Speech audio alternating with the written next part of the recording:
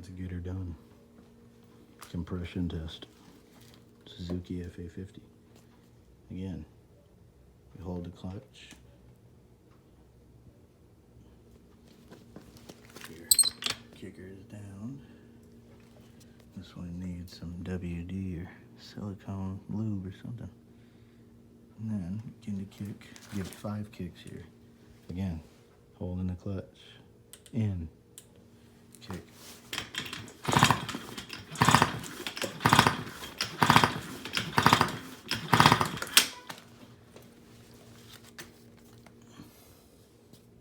$120, baby.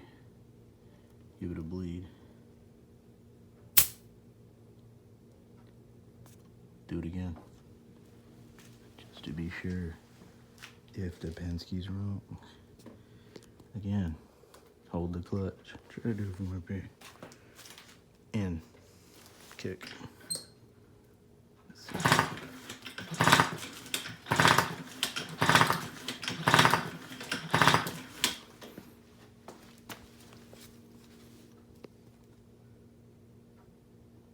$120, the Penske says.